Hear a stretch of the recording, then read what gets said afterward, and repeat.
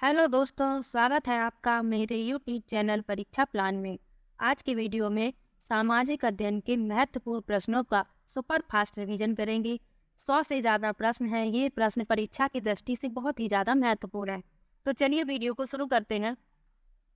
पहला प्रश्न है, आंध्र क्षेत्र में वंदे मातरम आंदोलन को निम्नलिखित में से किस नाम से जाना जाता था? पहला विकल्प है असहयोग, दूसरा है स्वदेशी, तीसरा विकल्प है सविनय अवज्ञा और चौथा विकल्प है खिलाफत। तो इस प्रश्न में दूसरा विकल्प सही है, स्वदेशी। अगला प्रश्न है, निम्नलिखित में से किस विदुषी ने स्त्री और पुरुष के बीच सामाजिक अंतरों की आलोचना पर आधारित पुस्तक स्त्री पुरुष तुलना का लेखन किया था? पहला विकल्प है पंडिता रमाबाई, दूसरा विकल्प है बेगम रुकैया, तीसरा विकल्प है ताराबाई शिंदे और चौथा विकल्प है राज सुंदरी देवी। तो इस प्रश्न में तीसरा विकल्प सही है, ताराबाई शिंदे। अगला प्रश्न है, भू राजस्व के कौन से समझौते में राजाओं और तालुकादारों को जमींदारों के रूप में मान्यता दी गई? पहला विकल्प है रैयतवारी समझौता, दूसरा विकल्प है महलवारी समझौता, तीसरा विकल्प है स्थायी समझौता और चौथा विकल्प है पट्टीदारी समझौता। तो इस प्रश्न में तीसरा विकल्प सही है, स्थायी समझौता। अगला प्रश्न है, बेगम हजरत ने अंग्रेजों के विरुद्ध विद्रोह भड़काने में निम्नलिखित में से किस नगर से सक्रिय भाग लिया? पहला विकल्प है कानपुर, दूसरा विकल्प है लखनऊ, तीसरा विकल्प है फैजाबाद और चौथा विकल्प है इलाहाबाद। तो इस प्रश्न में दूसरा विकल्प सही है, लखनऊ। अगला प्रश्न है, निम्नलिखित में से किस अधिनियम के अंतर्गत भारतीय प्रशासन को ईस्ट इंडिया कंपनी से ब्रिटिश क्राउन को स्थानांतरित किया गया? पहला विकल्प है 1833 का अधिनियम, दूसरा विकल्प है 1858 का अधिनियम, तीसरा विकल्प है 1861 का अधिनियम और चौथा विकल्प है 1868 का अधिनियम। तो इस प्रश्न में दूसरा विकल्प सही है, 1858 का अधिनियम। अगला प्रश्न है, मध्यकालीन असम में पाइक निम्नलिखित में से क्या थे? पहला विकल्प है बलात मजदूर, दूसरा विकल्प है बागान में काम करने वाले मजदूर, तीसरा विकल्प है पानी लाने वाले और चौथा विकल्प है अनवार सेना के सदस्य। तो इस प्रश्न में पहला विकल्प सही है, बलात मजदूर, जिन्हें बंधुआ मजदूर कहते हैं। तो इसमें पहला विकल्प सही है।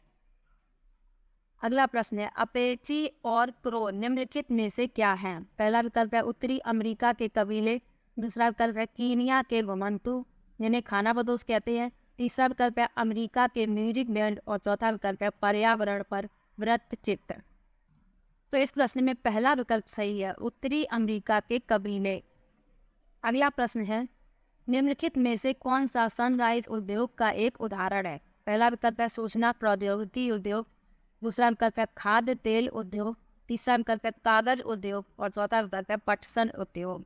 तो इस प्रश्न में पहला विकल्प सही है, सूचना प्रौद्योगिकी उद्योग। अगला प्रश्न है, संविधान के किस अनुच्छेद के अंतर्गत अस्पृश्यता के कारण किसी अयोग्यता को लागू करना कानून के अनुसार एक दंडनीय अपराध है? पहला विकल्प है अनुच्छेद 15, दूसरा विकल्प है अनुच्छेद 17, तीसरा विकल्प है अनुच्छेद 21 और चौथा विकल्प है अनुच्छेद 28। तो इस प्रश्न में दूसरा विकल्प सही है, अनुच्छेद 17। अगला प्रश्न है, ऐसे मुद्दे की पहचान कीजिए जिसके महत्वपूर्ण होने के बावजूद मीडिया ने शायद इस पर ध्यान दिया है। पहला विकल्प है हत्याएं, दूसरा विकल्प है भवनों को गिराना, तीसरा विकल्प है लेखक गिराना, तीसरा विकल्प है लैंगिक संवेदनशीलता और चौथा विकल्प है पीने का पानी। तो इस प्रश्न में चौथा विकल्प सही है, पीने का पानी।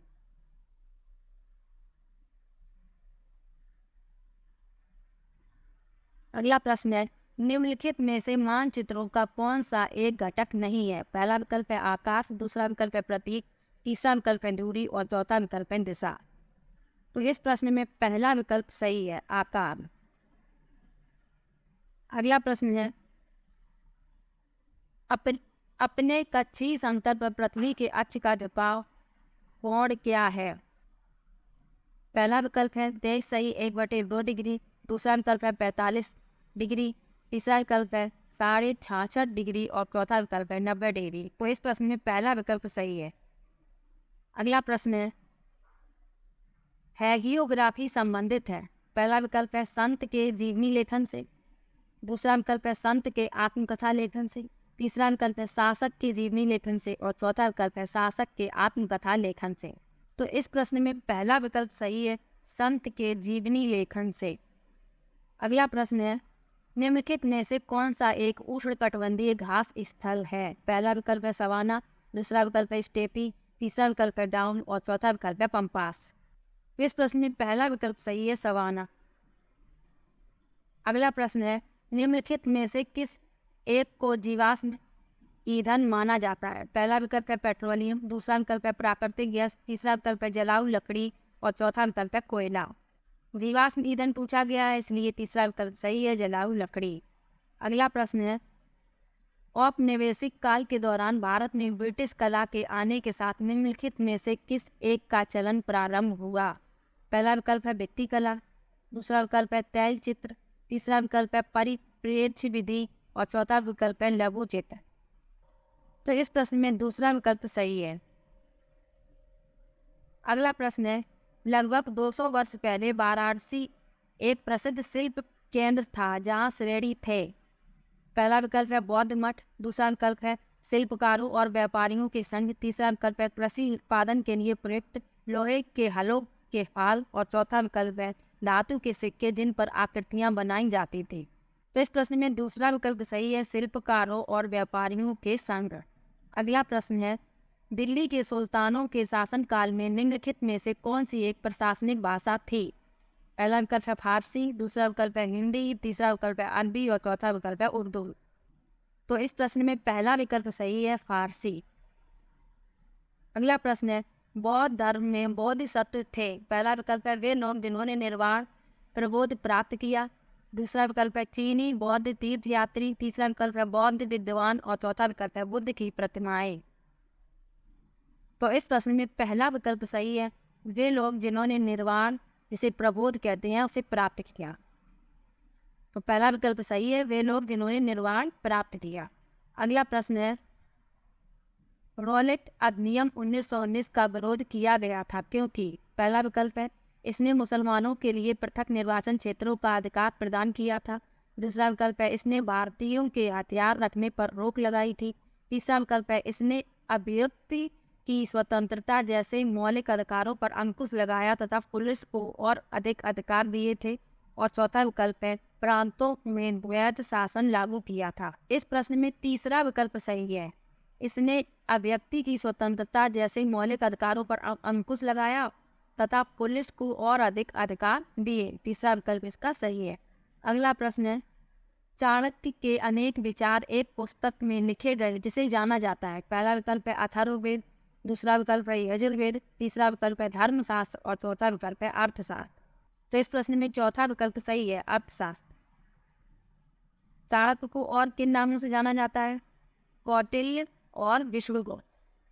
अगला प्रश्न है, गर्भगृह कुछ प्रारंभिक हिंदू मंदिरों का सबसे महत्वपूर्ण भाग था। पहला विकल्प है मंदिरों में वह स्थान जहां लोग एकत्रित हो सकते थे, दूसरा विकल्प है गुफाएं जिन्हें मूर्तियों तथा भित्ति चित्रों द्वारा पूरी तरह सजाया जाता था, तीसरा विकल्प है वह स्थान जहां मुख्य देवी या देवता की मूर्ति को रखा जाता था, और चौथा विकल्प है वह स्थान जहां धार्मिक अनुष्ठान नहीं किए जाते थे।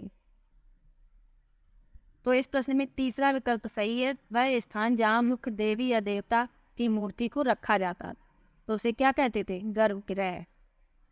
अगला प्रश्न है, निम्नलिखित घास भूमियों में से कौन सी अमेरिकी मूल निवासियों का निवास स्थल है?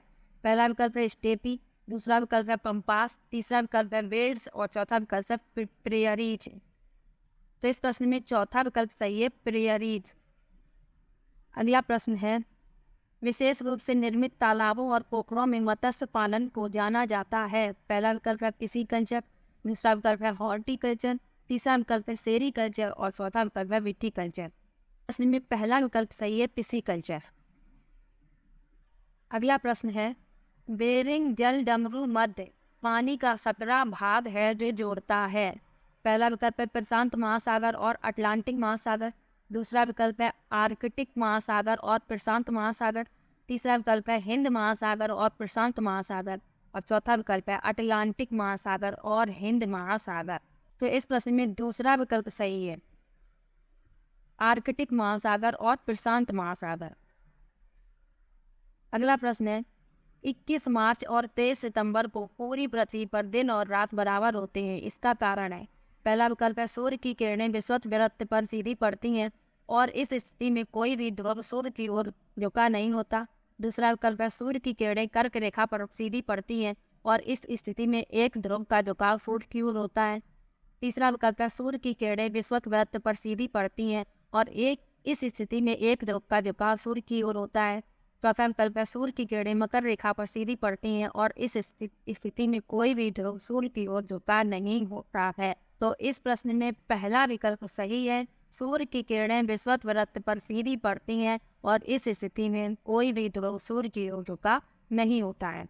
अगला प्रश्न है, संविधान के अनुच्छेद 22 में उल्लिखित फौजदारी कानून के अंतर्गत प्रत्येक गिरफ्तार व्यक्ति को निम्नलिखित में से कौन सा मौलिक अधिकार नहीं दिया गया है? पहला विकल्प है पुलिस हिरासत में दिए गए इकबालिया बयान को आरोपी के खिलाफ सबूत के तौर पर इस्तेमाल किया जा सकता है। दूसरा विकल्प है गिरफ्तारी के दौरान हिरासत में किसी भी तरह के दुर्व्यवहार या यातना से बचने का अधिकार। तीसरा विकल्प है गिरफ्तारी के समय उसे यह जानने का अधिकार है कि गिरफ्तारी किस कारण से की जा रही है। और चौथा विकल्प है गिरफ्तारी के 24 घंटों के भीतर मजिस्ट्रेट के समक्ष पेश होने का अधिकार। तो मौलिक अधिकार नहीं है दिया गया है, नहीं पूछा गया है, तो इसमें पहला विकल्प सही है। बाकी ये तीनों अधिकार गिरफ्तार होने वाले व्यक्ति को दिए जाते हैं, लेकिन ये वाला नहीं दिया जाता है, यही पूछा गया है, इसलिए पहला विकल्प सही है। अगला प्रश्न है, विधानसभा के सदस्य पहला विकल्प है लोगों द्वारा चुने जाते हैं। दूसरा विकल्प है राज्यपाल द्वारा नियुक्त किए जाते हैं। तीसरा विकल्प है प्रधानमंत्री द्वारा नियुक्त किए जाते हैं और चौथा विकल्प है मुख्यमंत्री द्वारा नियुक्त किए जाते हैं। तो इस प्रश्न में पहला विकल्प सही है, लोगों यानी जनता द्वारा चुने जाते हैं। अगला प्रश्न है, गठबंधन सरकार से अभिप्राय है। पहला विकल्प है चुनावों के बाद किसी भी दल को स्पष्ट बहुमत न मिलने की स्थिति में दो या दो से अधिक राजनीतिक दलों के बीच सत्ता की साझेदारी। दूसरा विकल्प है राज्य सरकार तथा पंचायती राज संस्थानों के बीच सत्ता की साझेदारी। तीसरा विकल्प है केंद्र और राज्य सरकार के बीच सत्ता की साझेदारी और चौथा विकल्प है कार्यपालिका और न्यायपालिका के बीच सत्ता की साझेदारी। तो इस प्रश्न में पहला विकल्प सही है, चुनाव के बाद किसी भी दल को स्पष्ट बहुमत न मिलने की स्थिति में दो या दो से अधिक राजनीतिक दलों के बीच सत्ता की साझेदारी। अगला प्रश्न है, अशोक के अधिकतर अभिलेख निम्नलिखित लिपियों में से किसमें लिखे गए थे? पहला विकल्प है देवनागरी, दूसरा विकल्प है ब्राह्मी, तीसरा विकल्प है तमिल और चौथा विकल्प है पोर्चुगी। तो इस प्रश्न में दूसरा विकल्प सही है, अशोक की जो शिलालेख थे वो अधिकतर ब्राह्मी लिपि में लिखे गए थे। अगला प्रश्न है, कुछ आरंभिक हिंदू मंदिरों में एक हॉल होता था जहां लोग इकट्ठा हो सकते थे, इस स्थान को कहा जाता था। पहला विकल्प है प्रदक्षिणा पथ, दूसरा विकल्प है मंडप, तीसरा विकल्प है ग्राम भोजिका और चौथा विकल्प है गर्भगृह। तो इस प्रश्न में दूसरा विकल्प सही है, मंडप। अगला प्रश्न है, विनय पिटक ग्रंथ निम्नलिखित में से किससे संबंधित है?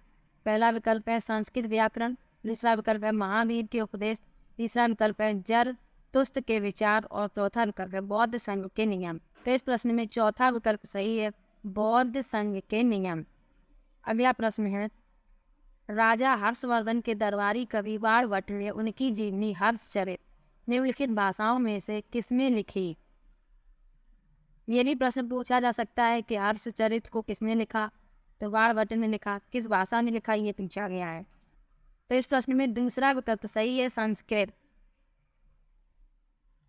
अगला प्रश्न है, जैन और बौद्ध भिक्षु भिक्षुणियों के लिए आरंभिक विहार बने होते थे। पहला विकल्प है लकड़ी के, दूसरा विकल्प है ईंटों के, तीसरा विकल्प है मिट्टी के और चौथा विकल्प है पत्थर के। तो इस प्रश्न में पहला विकल्प सही है, लकड़ी के। अगला प्रश्न है, कन्नौज पर लंबे समय तक त्रिपक्षीय संघर्ष किन तीन राजवंशों के बीच चला?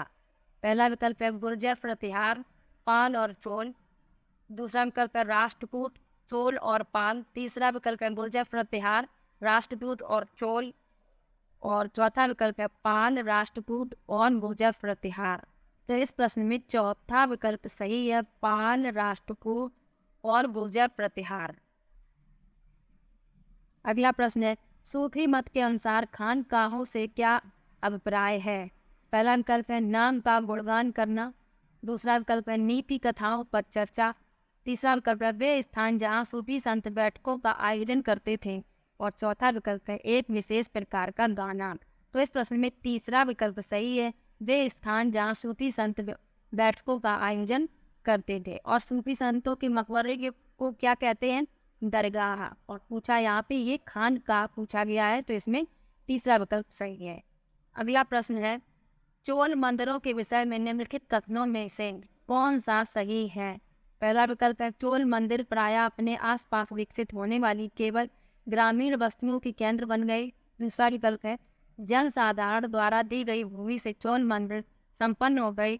तीसरा विकल्प है चोल मंदिर आर्थिक, सामाजिक और सांस्कृतिक जीवन के केंद्र थे। और चौथा विकल्प है लौह प्रतिमाओं का निर्माण चोल मंदिरों की मुख्य विशेषता थी। तो इस प्रश्न में पहला विकल्प सही है, चोल मंदिर प्रायः अपने आसपास विकसित होने वाली केवल ग्रामीण बस्तियों के केंद्र बन गए। अगला प्रश्न है, दिल्ली सल्तनत के सुल्तानों के लिए लिखी गई तवारीख के विषय में निम्नलिखित कथनों में से कौन सा सही है? पहला विकल्प ये दिल्ली सल्तनत की प्रशासनिक भाषा उर्दू में लिखी गई। दूसरा विकल्प है तवारीख उन लोगों द्वारा लिखी गई जो शायद ही नगरों में रहे। तीसरा विकल्प है तवारीख के लेखक शासकों को अच्छे शासन की आवश्यकता और न्याय संगत शासन पर बल देते थे। और चौथा विकल्प है लेखकों द्वारा तवारीख सुल्तानों से ढेर सारे इनाम पाने के लिए नहीं लिखी गई। तो इस प्रश्न में तीसरा विकल्प सही है, तवारीख के लेखक शासकों को अच्छे शासन की आवश्यकता और न्याय संगत शासन पर बल देते थे। अगला प्रश्न है, 19वीं सदी में निम्नलिखित में से किसने कुरान शरीफ की आयतों का हवाला देकर महिलाओं की शिक्षा के लिए तर्क किया? पहला विकल्प है सैयद अहमद खान। दूसरा विकल्प है जियाउद्दीन बरानी। तीसरा विकल्प है रुकैया सखावत हुसैन। और चौथा विकल्प है मुमताज अली। तो इस प्रश्न में चौथा विकल्प सही है, मुमताज अली। अगला प्रश्न है, यूराल पर्वत अलग करते हैं। पहला विकल्प है अफ्रीका और एशिया को। दूसरा विकल्प है एशिया और यूरोप को। तीसरा विकल्प है अफ्रीका और यूरोप को। और चौथा विकल्प है उत्तर अमेरिका और दक्षिण अमेरिका को। तो इस प्रश्न में दूसरा विकल्प सही है, यूराल पर्वत एशिया महाद्वीप और यूरोप महाद्वीप को अलग करता है। अगला प्रश्न है, भूपर्पटी में वह स्थान जहाँ से भूकंपीय तरंगें आरंभ होती हैं उसे कहा जाता है। पहला विकल्प है केंद्र। दूसरा विकल्प है उद्गम केंद्र। तीसरा विकल्प है अधि केंद्र। और चौथा विकल्प है क्रेटर। तो प्रश्न में पूछा गया है कि जहाँ से भूकंप की लहरें प्रारंभ होती हैं, तो इसमें दूसरा विकल्प सही होगा, उद्गम केंद्र। और जो अधि केंद्र होता है वो उद्गम केंद्र के ऊपर होता है। तो इसमें पूछा गया है कि आरंभ कहाँ से होती है, तो इसलिए दूसरा विकल्प इसका सही होगा। अगला प्रश्न है, निम्नलिखित में से पृथ्वी पर तापमान के वितरण को प्रभावित करने वाला सबसे महत्वपूर्ण कारक कौन सा है? पहला विकल्प है सूर्यातपन। दूसरा विकल्प है सौर विकिरण। तीसरा विकल्प है पार्थिव विकिरण। और चौथा विकल्प है समुद्र से दूरी। तो इस प्रश्न में पहला विकल्प सही है, सूर्यतपन। अगला प्रश्न है, निम्नलिखित में से किसके उत्पादों को काला सोना कहा जाता है?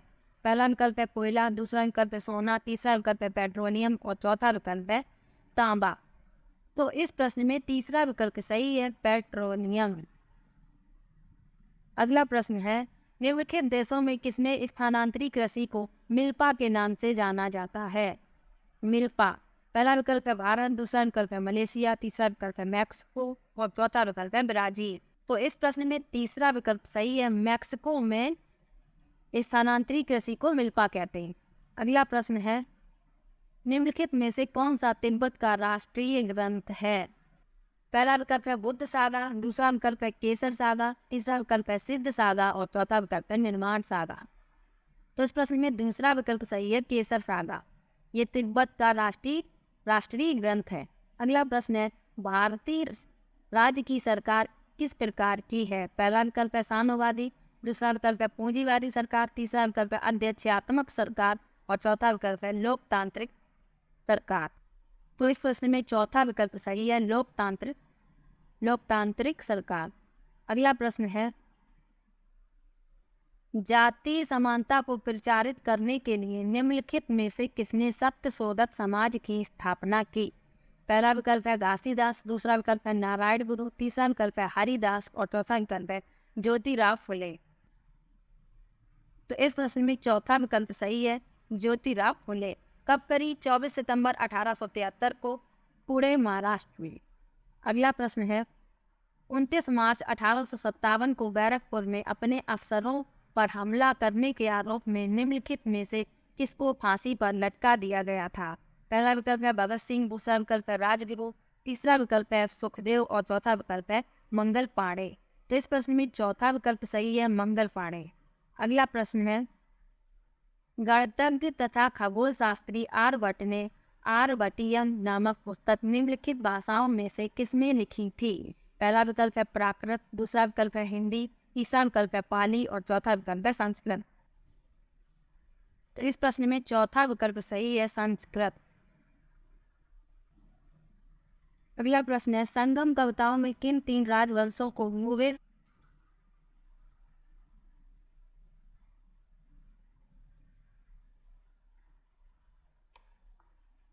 संगम कविताओं में किन 3 राजवंशों को मूविंदार कहा गया? तो इस प्रश्न में चौथा विकल्प सही है, चोल, चेर और पांड्य। अगला प्रश्न है अभिलेखागार वह स्थान है जहां पहला विकल्प पुरातत्वज्ञों द्वारा प्राप्त किए गए पत्थर और ईंटों से बनी इमारतों के अवशेषों को रखा जाता है, दूसरा विकल्प है खुदाई में पाई गई मूर्तियों को रखा जाता है, तीसरा विकल्प है ऐतिहासिक पांडुलिपियों तथा दस्तावेजों को रखा जाता है और चौथा विकल्प है खुदाई में पाई गई पशुओं और पक्षियों की हड्डियों को रखा जाता है। तो इस प्रश्न में तीसरा विकल्प सही है, ऐतिहासिक पांडुलिपियों तथा दस्तावेजों को रखा जाता है। अगला प्रश्न है इन नाविकों में से किसने भारत का समुद्री रास्ता पाने के लिए पश्चिम की ओर प्रस्थान कर अटलांटिक महासागर को पार किया? पहला विकल्प है जुआन जंग, दूसरा विकल्प है वास्को डी गामा, तीसरा विकल्प है क्रिस्टोफर कोलंबस और चौथा विकल्प है फाजियन।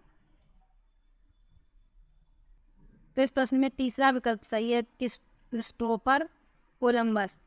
अगला प्रश्न है निम्नलिखित राजवंशों में से किसने अपने अभिलेखों में मलयालम भाषा एवं लिपि का प्रयोग प्रारंभ किया? पहला विकल्प है कुषाण, दूसरा विकल्प है चोल, तीसरा विकल्प है चेर और चौथा विकल्प है पांड्य। इस प्रश्न में तीसरा विकल्प सही है, चेर। अगला प्रश्न है वयोवृद्ध गांधीवादी नेता पोट्टी श्री राम निम्नलिखित राज्यों में से किसके बनाने के लिए सन 1952 में भूख हड़ताल पर बैठे थे?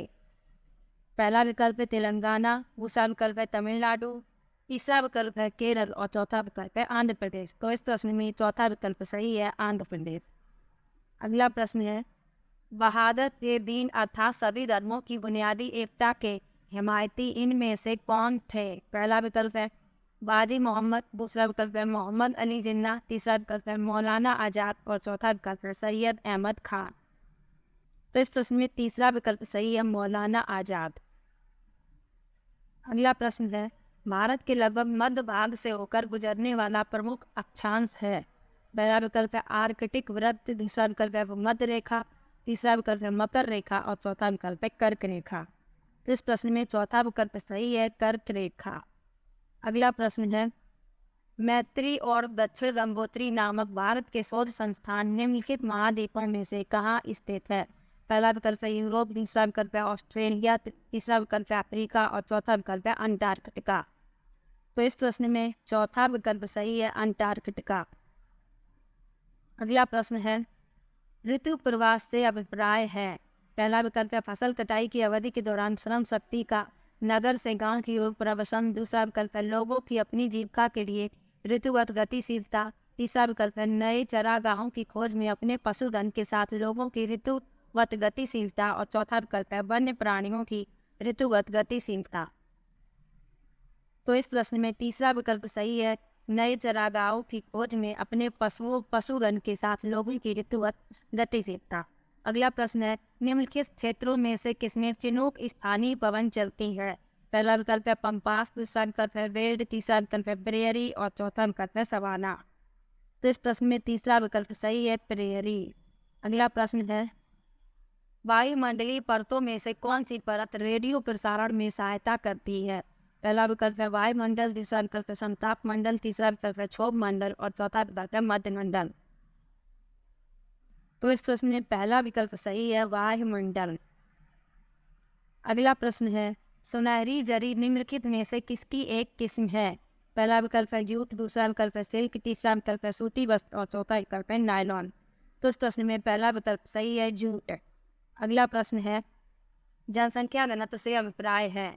पहला विकल्प है भूपृष्ठ पर लोगों के फैलने का स्वरूप, दूसरा विकल्प है पृथ्वी के पृष्ठ के एक इकाई क्षेत्र में रहने वाले लोगों की संख्या, तीसरा विकल्प है किसी क्षेत्र विशेष में रहने वाले लोगों की संख्या और चौथा विकल्प है एक निश्चित अवधि के दौरान लोगों की संख्या। तो इस प्रश्न में दूसरा विकल्प सही है, पृथ्वी के पृष्ठ के एक इकाई क्षेत्र में रहने वाले लोगों की संख्या। अगला प्रश्न है, उद्योग के निम्नलिखित प्रकारों में से टोकरी बुनाई किसका एक उदाहरण है?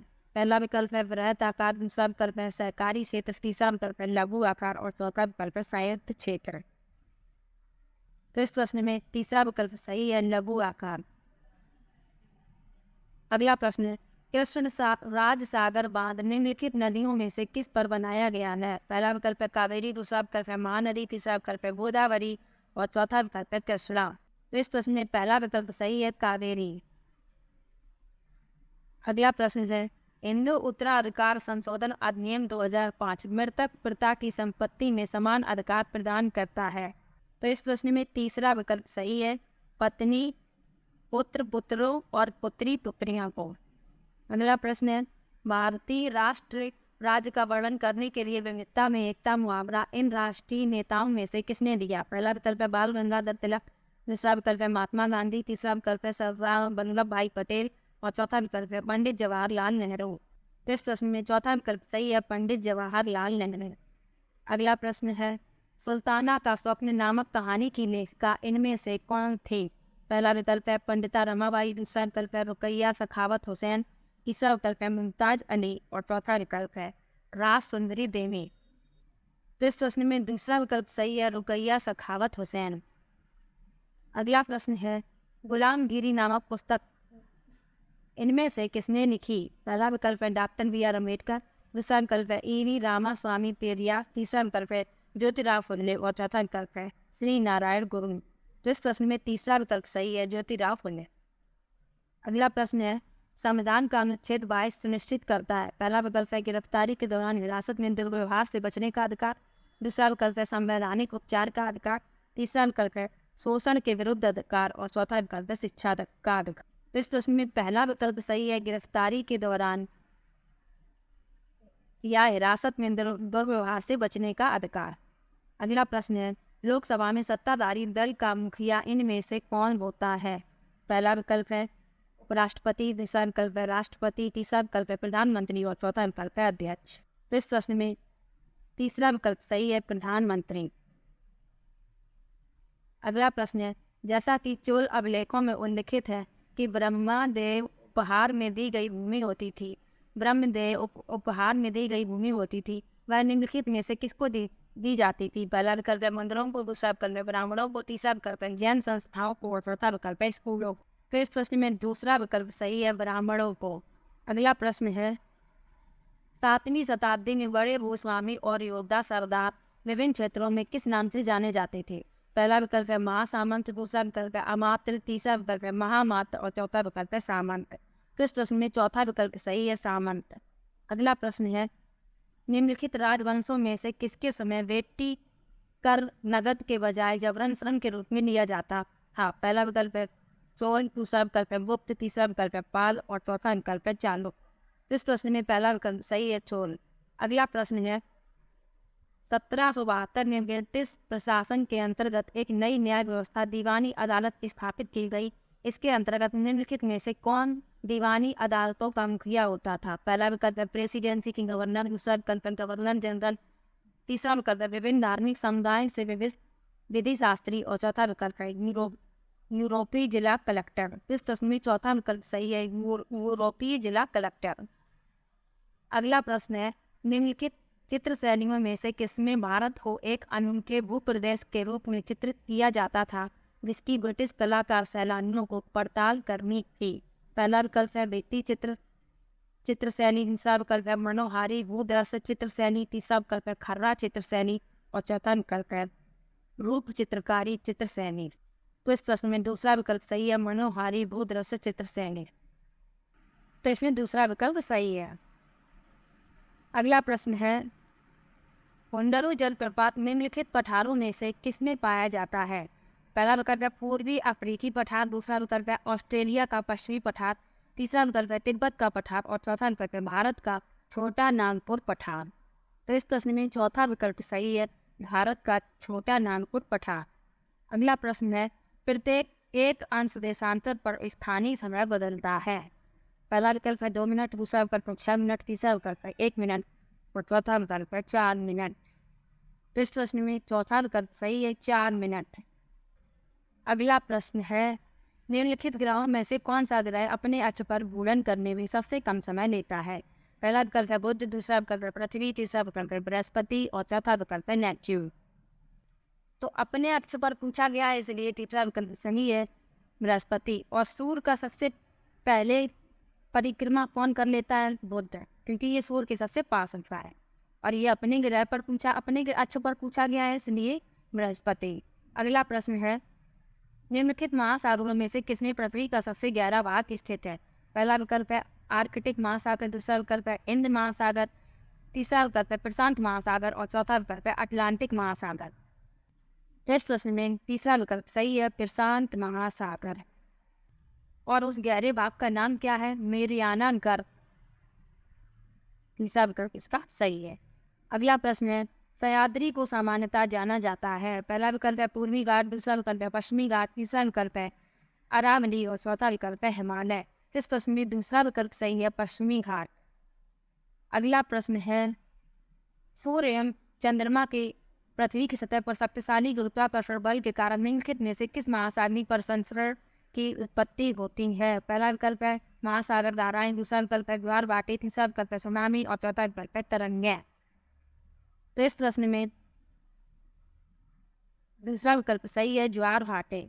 अगला प्रश्न है, निम्नलिखित में पछुआ पवनों की मुख्य विशेषता ज्ञात कीजिए। पहला विकल्प है ये विभिन्न ऋतुओं में अपनी दिशा बदलती रहती है, दूसरा विकल्प है ये स्थायी रूप से पूर्व से पश्चिम की ओर चलती रहती है, तीसरा विकल्प है ये समुद्र से स्थल की ओर चलती है और चौथा विकल्प है ये स्थायी पवनें हैं। तो इस प्रश्न में चौथा विकल्प सही है, ये स्थायी पवनें हैं। अगला प्रश्न है, सहारा मरुस्थल के विषय में निम्नलिखित कथनों में से कौन सा सही है? पहला विकल्प है यह ठंडे प्रकार का मरुस्थल है, दूसरा विकल्प है यह एक समय में हरा भरा मैदान था, तीसरा विकल्प है यह केवल बालू की विशाल परतों से ढका हुआ है और चौथा विकल्प है यह यूरोप महाद्वीप में स्थित है। तो इस प्रश्न में तीसरा विकल्प सही है, यह केवल बालू की विशाल परतों से ढका हुआ है। अगला प्रश्न है, मृदा परिच्छेदिका की निम्नलिखित परतों में से किसमें ह्यूमस पाया जाता है? पहला विकल्प है ऊपरी मृदा, दूसरा विकल्प है अपक्षयित चट्टान, तीसरा विकल्प है जनक चट्टान और चौथा विकल्प है उप मृदा। तो इस प्रश्न में पहला विकल्प सही है, ऊपरी मृदा। अगला प्रश्न है, द्राक्षा कृषि विटिकल्चर से अभिप्राय है। पहला विकल्प है विशेष रूप से निर्मित तालाबों और पोखरों में मत्स्य पालन, दूसरा विकल्प है अंगूरों की खेती, तीसरा विकल्प है रेशम के कीटों का वाणिज्यिक पालन और चौथा विकल्प है वाणिज्यिक उपयोग के लिए सब्जियों, फूलों और फलों का उगाना। तो इस प्रश्न में दूसरा विकल्प सही है, अंगूर की खेती। अगला प्रश्न है, करीब 1800 साल पहले एक प्रसिद्ध तमिल महाकाव्य सिलप्पीदिकारम की रचना निम्नलिखित में से किसने की? पहला विकल्प है इलांगो, दूसरा विकल्प है थिरुवल्लुवर, तीसरा विकल्प है नक्कीरर और चौथा विकल्प है सत्यनाथ। तो इस प्रश्न में पहला विकल्प सही है, इलांगो। अगला प्रश्न है, बुद्ध को ज्ञान प्राप्त हुआ। पहला विकल्प है बोध गया में, दूसरा विकल्प है मगध में, तीसरा विकल्प है सारनाथ में और चौथा विकल्प है वाराणसी में। तो इस प्रश्न में पहला विकल्प सही है, बोध गया। और ये कहाँ पर स्थित है? बिहार में स्थित है। अगला प्रश्न है, प्राचीन नगरों में वलय खोजे गए हैं जो लगभग 2500 वर्ष पूर्व विकसित थे, जिनका उपयोग होता था। पहला विकल्प है पूजा के लिए, दूसरा विकल्प है नहाने के लिए, तीसरा विकल्प है कूड़ेदान के लिए और चौथा विकल्प है सिंचाई के लिए। तो इस प्रश्न में तीसरा विकल्प सही है, कूड़ेदान के लिए। अगला प्रश्न है, निम्नलिखित में से किसने विशाल जलाशयों हौज सुल्तानी का निर्माण करके व्यापक सम्मान प्राप्त किया? पहला विकल्प है कुतुबुद्दीन ऐबक, दूसरा विकल्प है अलाउद्दीन खिलजी, तीसरा विकल्प है फिरोज शाह तुगलक और चौथा विकल्प है इल्तुतमिश। तो इस प्रश्न में चौथा विकल्प सही है, इल्तुतमिश। अगला प्रश्न है, मार्टिन लूथर के कार्य के संदर्भ में निम्नलिखित कथनों में से कौन सा सही है? पहला विकल्प है उसने पाप कर्म से छुटकारा पाने के लिए चर्च को दान देने की प्रथा को प्रोत्साहित किया। दूसरा विकल्प है अनेक कैथोलिक ईसाई संप्रदाय अपना उद्भव लूथर की शिक्षाओं में खोजते हैं। तीसरा विकल्प है उसने यह महसूस किया कि रोमन प्रोटेस्टेंट चर्च के अनेक आचार व्यवहार बाइबल की शिक्षाओं के विरुद्ध जाते हैं। और चौथा विकल्प है उसने बाइबल का जर्मन भाषा में अनुवाद किया। तो इस प्रश्न में तीसरा विकल्प सही है। अगला प्रश्न है, राज्यसभा के बारे में निम्नलिखित कथनों में से कौन सा सही है? पहला विकल्प है यह कार्यपालिका का चयन करती है। दूसरा विकल्प है यह संसद में भारत के राज्यों का प्रतिनिधित्व करती है। तीसरा विकल्प है इसमें 245 मनोनीत सदस्य होते हैं। और चौथा विकल्प है इसका मुखिया प्रधानमंत्री होता है। तो इस प्रश्न में दूसरा विकल्प सही है, यह संसद में भारत के राज्यों का प्रतिनिधित्व करती है। अगला प्रश्न है, भारत के संविधान की अंतिम व्याख्या करने वाला है? पहला विकल्प है कार्यपालिका, दूसरा विकल्प है न्यायपालिका, तीसरा विकल्प है भारत के नागरिक और चौथा विकल्प है विधायिका। इस प्रश्न में दूसरा विकल्प सही है, न्यायपालिका। अगला प्रश्न है, दीवानी कानूनों का संबंध है? पहला विकल्प है व्यक्ति विशेष के अधिकारों के उल्लंघन या अवहेलना से। दूसरा विकल्प है राज्यों के बीच टकराव से। तीसरा विकल्प है केंद्रीय एवं राज्य सरकार के बीच टकराव से। और चौथा विकल्प है ये ऐसे व्यवहारों या क्रियाओं से जिन्हें कानून में अपराध माना जाता है। तो इस प्रश्न में पहला विकल्प सही है, व्यक्ति विशेष के अधिकारों के उल्लंघन या अवहेलना से। अगला प्रश्न है, भारत में मुसलमानों के सामाजिक, आर्थिक एवं शैक्षणिक स्तर की जांच के लिए सन 2005 में गठित कमेटी की अध्यक्षता किसने की? पहला विकल्प है पीके ठंगन, दूसरा विकल्प है डीएस कोठारी, तीसरा विकल्प है आर सच्चर और चौथा विकल्प है बीपी मंडल। तो इस प्रश्न में तीसरा विकल्प सही है, आर सच्चर। अगला प्रश्न है, मोनाकी पर्वत सागर की सतह के नीचे स्थित है और इसकी ऊंचाई एवरेस्ट पर्वत से भी अधिक है।